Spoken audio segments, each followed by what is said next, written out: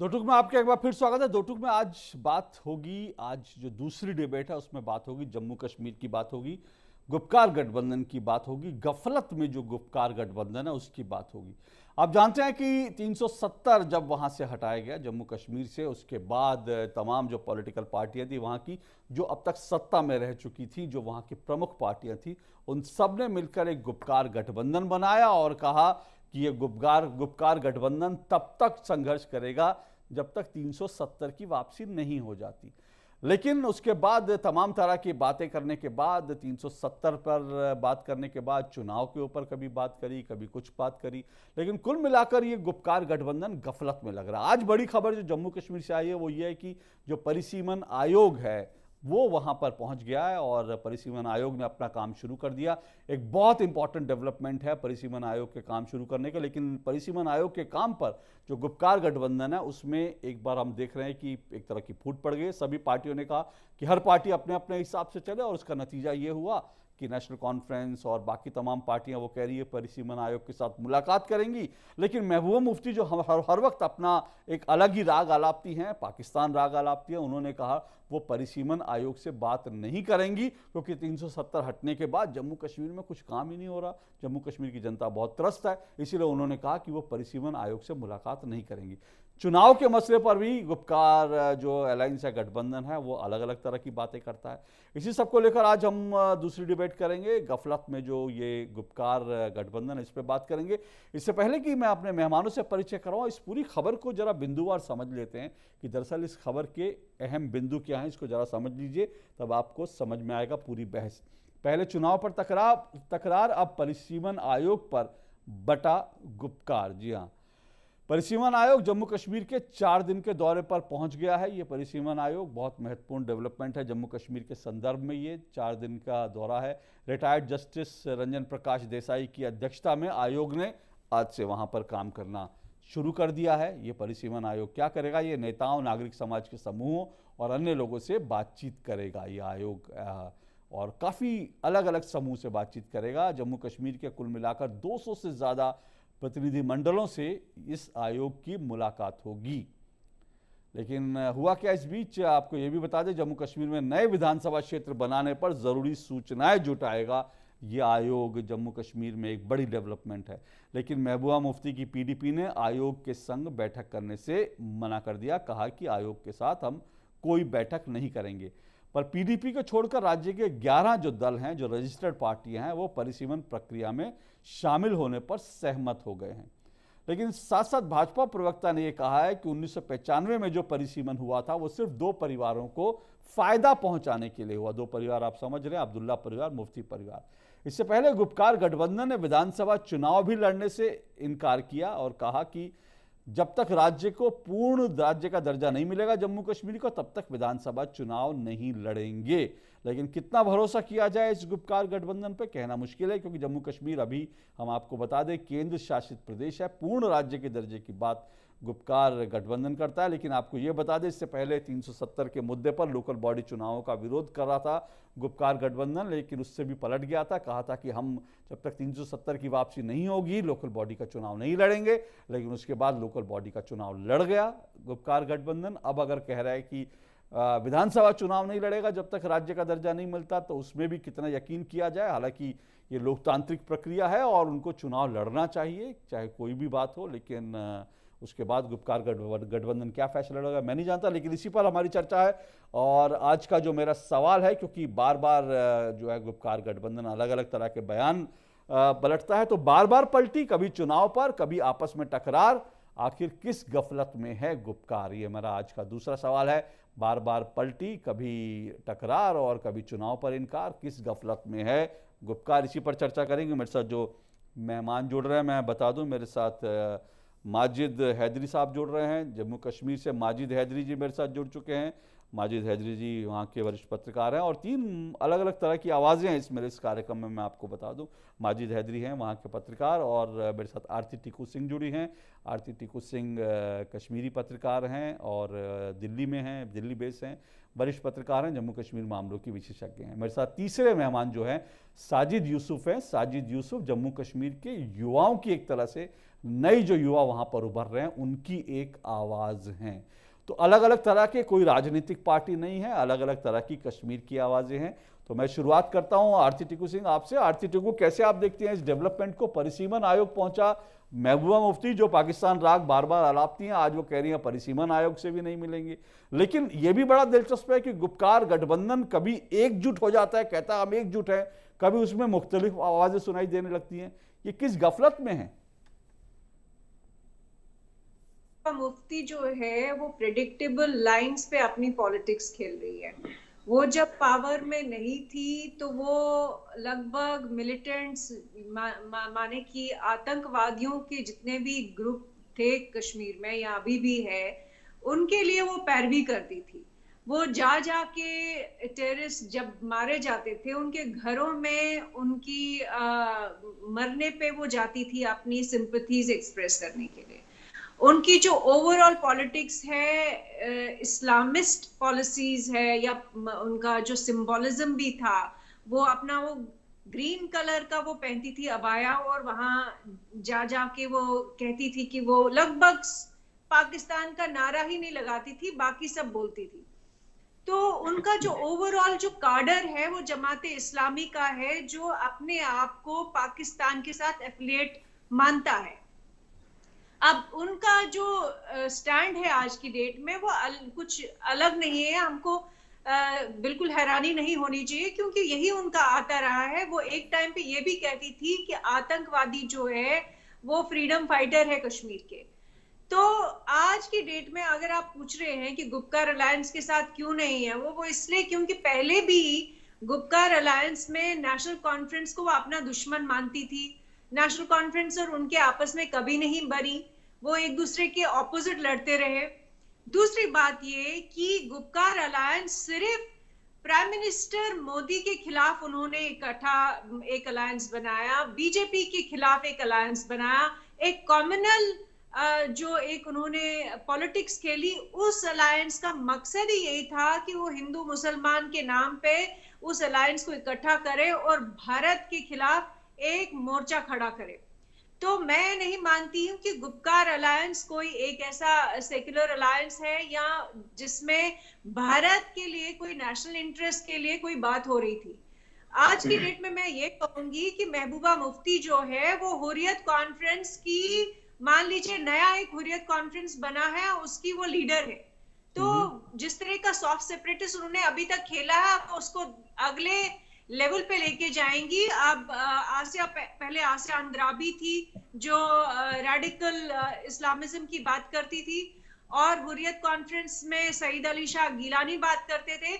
आज की डेट में मैं कहूंगी कि महबूबा मुफ्ती अपने आप को उस रोल में देख रही है, वो जगह लेना चाहती है, वो उन लोगों को एड्रेस करना चाहती है जो पाकिस्तान का समर्थन करते हैं। लेकिन वो बहुत ज्यादा संख्या नहीं है, छोटी सी एक मार्जिनल कॉन्स्टिट्यूएंसी है, ठीक है, वो इसके लिए। लेकिन क्या वो गुपकार में अकेली पड़ गई हैं? क्योंकि परिसीमन आयोग जो पहुंचा उससे मुलाकात करने के लिए बाकी सब पार्टियां तैयार हो गई गुपकार अलायंस की, लेकिन उनका अलग रवैया है। क्या वो गुपकार अलायंस में भी अलग थलग पड़ गई हैं, वहां भी मार्जिनलाइज हो गई हैं, आपको लगता है? बिल्कुल वैसा ही लग रहा है कि वैसे भी मैं कहूंगी कि आप देखिए उनके अपने पार्टी में कई सारे लोग तो उनकी मानते नहीं थे। उनके मुजफ्फर हुसैन बेग जो फाउंडिंग मेंबर थे पीडीपी के, वो भी उनके साथ नहीं रहे। बहुत टाइम पहले ही वो निकल पड़े पीडीपी में से। फिर आज की डेट में बाकी पॉलिटिकल पार्टीज को ये रियलाइज हो रहा है कि अगर वो डिलिमिटेशन कमीशन के साथ कोऑपरेट नहीं करेंगे, जितनी बची खुची उनकी पॉलिटिकल रेलेवेंस है वो भी खत्म हो जाए।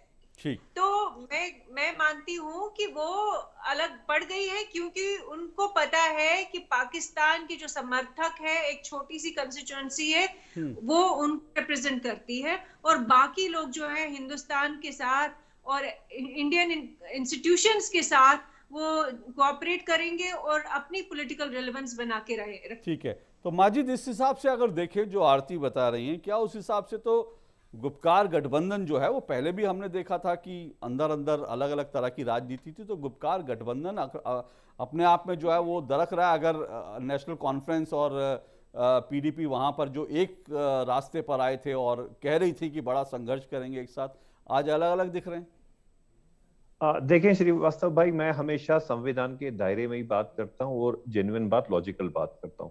सबसे पहले जो ये परिसीमन की बात है, ये केवल जम्मू कश्मीर के लिए नहीं थी। जब ये कार्य शुरू हुआ तो ये 5 जगहों के लिए था, जिसमें कि नागालैंड, आसाम, अरुणाचल प्रदेश और मणिपुर था। लेकिन कुछ देर पहले भारत की हमारी सरकार ने उन 4 राज्यों का ये मामला कहा कि फिलहाल हम नहीं करेंगे, और आसाम में इलेक्शन भी कराए और कहा कि केवल और केवल जम्मू कश्मीर में होगा, क्योंकि जम्मू कश्मीर पूरे भारतवर्ष का एक अकेला मुस्लिम डोमिनेटेड रीजन है। ये आप भी जानते हैं, मैं भी जानता हूं। अब बात जो आपने कही कि जो पलटी खाई है, आपने कहा गुपकार गैंग ने पलटी खाई। उनने पलटी नहीं खाई, आज उनने बंदर की तरह गुलट्टी मारी है। क्योंकि भाजपा के पास गुपकार गैंग के कुछ लीडर बिक चुके हैं। नेशनल कॉन्फ्रेंस बिकाओ आज बिक चुकी है। आज उमर अब्दुल्ला साहब गुलट्टी मार रहे हैं, आज वो बोल रहे हैं आप परिसीमन करो। वही उमर अब्दुल्ला साहब जो 5 अगस्त 2019 के बाद रोना रो रहे थे, दिन रात रुदाली की तरह रो रहे होते थे, आज उनमें बदलाव आया है। क्यों आया? क्योंकि नई दिल्ली की पिछले 70 वर्षों में यही चाल रही है जम्मू कश्मीर में कि अवाम का दिल कभी नहीं जीता, इन नेताओं को खरीद लिया। क्योंकि कश्मीर के नेता बिकाऊ हैं, कल एक बिका, आज दूसरा बिका, आज नेशनल कॉन्फ्रेंस बिकी, कल कोई और बिकेगा। यही बिकाऊ नेता बिकते हैं और फिर ये इंसान नहीं है, बंदर की तरह गुलाटियां मारना शुरू कर देते हैं, जैसे आज उमर अब्दुल्ला साहब मार रहे हैं। तो प्रॉब्लम कहां है? प्रॉब्लम हमारी लीडरशिप कश्मीर में है कि ऑनेस्ट लीडरशिप नहीं है। कश्मीर में कोई ममता बनर्जी जैसा लीडर नहीं है, कश्मीर में कोई उद्धव ठाकरे जैसा लीडर नहीं है। आप कश्मीर में कोई लीडर नहीं है। ममता बनर्जी, दिल्ली वाले आप भी ममता ईमानदार बनर्जी जैसी नेता क्यों चाह रहे हैं? मतलब मुझे मालूम नहीं आपने ममता बनर्जी का नाम क्यों लिया, क्योंकि ममता बनर्जी का नाम शायद इसलिए लिया क्योंकि कुछ लोग कहते हैं कि ममता बनर्जी पश्चिम बंगाल को 1990 का कश्मीर बना रही हैं। तो पता नहीं आपने ममता बनर्जी शेरनी है। ममता बनर्जी शेरनी है, जैसे उद्धव ठाकरे शेर हैं। और इन शेरों ने दिखा दिया भाजपा की सरकार को कि हम अपनी सरकार चलाएंगे और अपनी मर्जी पे चलाएंगे, जो भाजपा को हरा सके वो शेर है। फिर उसके लिए भले ही वो निर्दोष कार्यकर्ताओं की हत्याएं कर दे। मतलब बंगाल में इस वक्त, बंगाल में माजिद भाई मैं सिर्फ इसलिए कह रहा हूं क्योंकि अभी नेशनल ह्यूमन राइट कमीशन की जो टीम गई है ना पश्चिम बंगाल के दौरे पर, और वो कोलकाता हाईकोर्ट के आदेश पर गई है। कोलकाता हाईकोर्ट ने कहा था कि हमें पश्चिम बंगाल की सरकार पर भरोसा नहीं है क्योंकि वो जो पीड़ित लोग हैं उनकी बात नहीं सुन रही। अगर आप चाह रहे हैं कि कश्मीर में ममता बनर्जी, तो फिर कश्मीर का भगवान ही मालिक है, लेकिन फिर भी आप अपनी बात रखिए। लेकिन मैं यहाँ पर इसलिए कह रहा हूं क्योंकि कश्मीर के दूसरे लोग भी हैं, वो सुन रहे होंगे तो उनको लगेगा। मुझे भी तो बात पूरी करने दें। बिल्कुल मैं आपको कितनी लंबी तकरीर की। नहीं, मैं आपको पूरी बात करने दूंगा सर, मैं आपको समय दे रहा हूं। लेकिन मैं सिर्फ इतना कह रहा हूं, आपने ममता बनर्जी की जो तारीफ की ना, उस पर मुझे थोड़ा सा लगा कि कश्मीर को देखें। लेकिन खैर अपनी बात आप करिए। ममता बनर्जी को चीफ मिनिस्टर जनता ने बनाया है, पाकिस्तान ने नहीं बनाया, बांग्लादेश ने नहीं बनाया, भारत की जनता ने बनाया। जैसे उद्धव ठाकरे को महाराष्ट्र का चीफ मिनिस्टर जनता ने बनाया, किसी पाकिस्तान ने, बांग्लादेश ने या चाइना ने नहीं बनाया। कश्मीर पर आए। मैं आपसे कह रहा था कि प्रॉब्लम यह है कि भाजपा ने एक दफा फिर से हमारे बिकाऊ लीडरों को खरीद लिया। और जनता की जो प्रॉब्लम है, जो वो 5 अगस्त 2019 से देख रहे हैं कि भ्रष्टाचार रिकॉर्ड ब्रेकिंग है, कहीं सुनवाई नहीं है, ब्यूरोक्रेट वॉइसराय जैसे काम कर रहे हैं, लोगों का ऐसा बुरा हाल है जो पिछले 70 वर्ष में नहीं था। तो भाजपा ने कहीं लोगों को तो देखा नहीं, फिर से एक बिकाऊ नेता को खरीद दिया, कल दूसरे बिकाऊ को खरीदेंगे। तो आवाम जो है, जम्मू कश्मीर की जो जनता है जो पिस रही है 70 वर्षों से, उनको तो कहीं हल नहीं मिला ना। आज तो सिर्फ एक नई बंदर की गुलटी उमर अब्दुल्ला ने मार ली क्योंकि उसको खरीद लिया भाजपा ने। तो और भी कुछ लीडरों को खरीद लिया। आप कह रहे हैं कि आम इंसान का क्या हुआ? आप कह रहे हैं नेशनल कॉन्फ्रेंस और उमर अब्दुल्ला या फारूक अब्दुल्ला वो एक बार फिर से जो है दिल्ली के हाथों बिक गए, आप ये कह रहे हैं? वो बिकाऊ थे ही, आज बिक गए। आज बंदर वाली गुलट्टी मार रहे हैं, पलटी ना कहिएगा, बंदर वाली गुलट्टियां मार रहे हैं। मदारी डमरू बजा रहे हैं, वो गुलट्टियां मार रहे हैं। चलिए वो बंदर की गुलाटी हमारे, किसी की गुलाटी हमारे, लेकिन आवाम की आपने बात की। तो साजिद यूसुफ, आपको लगता है कि आवाम जो है वो उसकी कहीं कोई सुनवाई नहीं हो रही क्योंकि कश्मीर के लोगों ने इसी तरह के नेता चुने और दिल्ली जो है नेताओं की खरीद फरोख्त करती है, जैसे अभी माजिद जी कह रहे हैं? देखिए अशोक जी, जब आपने ये प्रोग्राम स्टार्ट किया, आपने एक प्रोग्राम में बता दिया, जैसे आरती जी ने भी उस चीज को मेंशन किया था कि महबूबा मुफ्ती जो है वो आजकल के जो टाइम पे है वो कहाँ और किस सेक्ट को रिप्रेजेंट करती है। मुझे आज मैं महबूबा मुफ्ती का एक पॉइंट जो उनने कुछ टाइम पहले जब वो सरकार में थी उनने वो चीज शब्द बोला था, ये एक सेंटेंस बोला था, उस चीज को यहाँ पे यूज करूंगा क्योंकि मैं उसी के वर्ड्स में उसको एक्सपोज करूंगा।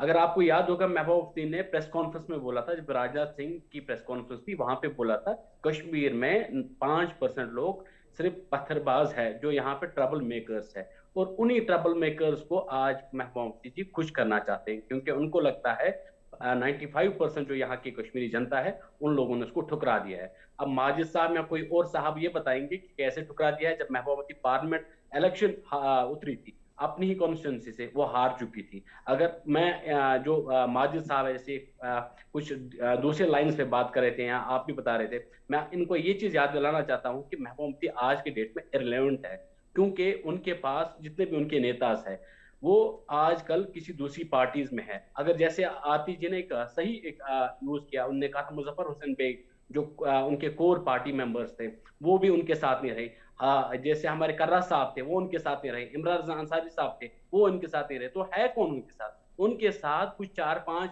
सोशल मीडिया ट्रोल आर्मी है, जो छोटे छोटे बच्चे हैं।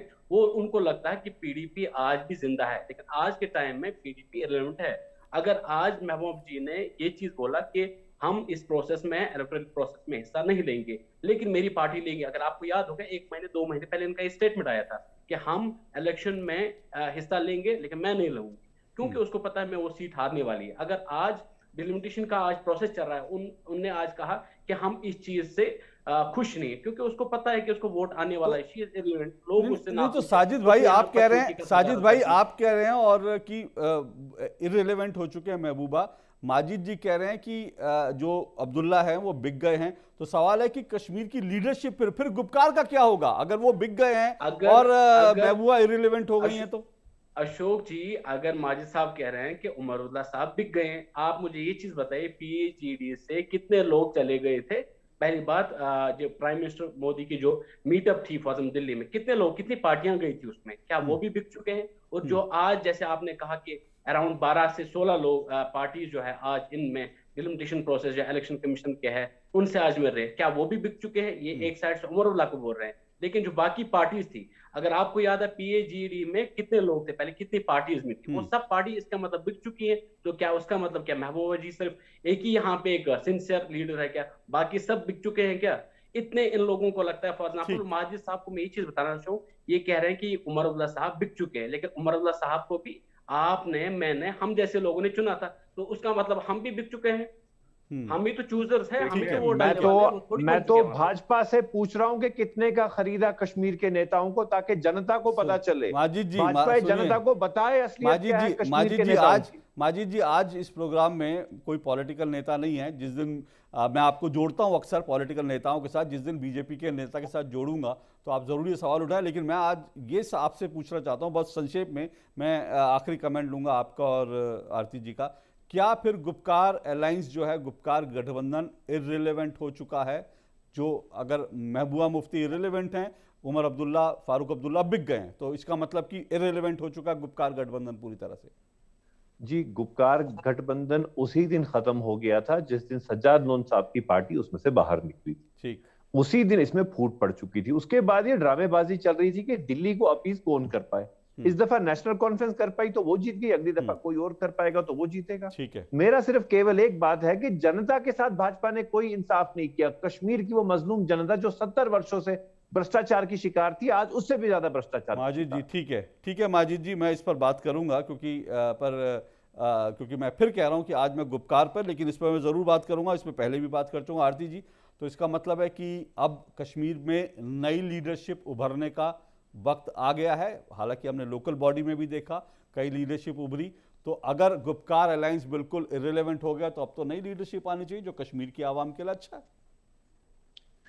बिल्कुल अशोक जी, और मैं हमें कहती आ रही हूँ 2019 अगस्त 5 से मैं लगातार कहती आ रही हूँ कि कश्मीर में एक नई लीडरशिप उभर के आ रही है, जिसका हिस्सा मैं कहूँगी साजिद भी है, माजिद भी है।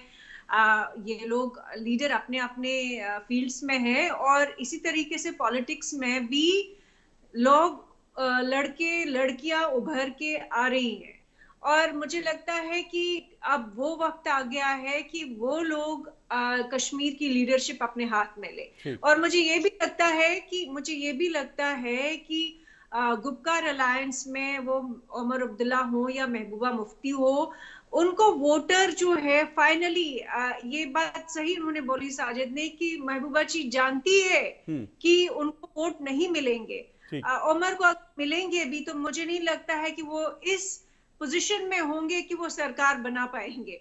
तो मुझे लगता है कहीं ना कहीं वो अपनी पॉलिटिकल पार्टीज की रेलेवेंस रख रहे हैं डायरेक्टली इनडायरेक्टली, ठीक। लेकिन नई लीडरशिप आ रही है। ठीक है, नई लीडरशिप आ रही है, नई लीडरशिप आनी भी चाहिए। कश्मीर की आवाम का भला इसी में है। परिसीमन आयोग पहुंचा है तो बहुत कुछ कश्मीर में अब नया होगा। 370 भी हटा तब भी हमने देखा बहुत कुछ बदला, बहुत कुछ नया हुआ। हालांकि माजिद हैदरी से सहमत शायद ना हो, लेकिन इसके बावजूद कश्मीर की बहुत सारी आवाम ये मानती है कि बदलाव हो रहा है। और मैंने कहा नई लीडरशिप अगर उभरती है तो अच्छी बात है, ये कश्मीर के लिए अच्छा होगा। कम से कम दो परिवारों के जो शासन थे उससे आज़ाद होकर नई लीडरशिप के बारे में कश्मीर सोचे। ये कश्मीर का भला इसी में है। बाकी गुपकार गठबंधन जो है वो क्या फैसला लेगा और भविष्य में चुनाव कैसे लड़ेगा, नहीं लड़ेगा, क्या फैसला लेगा, परिसीमन आयोग क्या करेगा, उस सब का हमें इंतजार रहेगा। शुक्रिया बहुत बहुत आरती जी, साजिद यूसुफ और माजिद हैदरी आपका। दो टूक में आज बस इतना ही। कल आपसे फिर मुलाकात होगी। फिलहाल इजाज़त दीजिए। नमस्कार।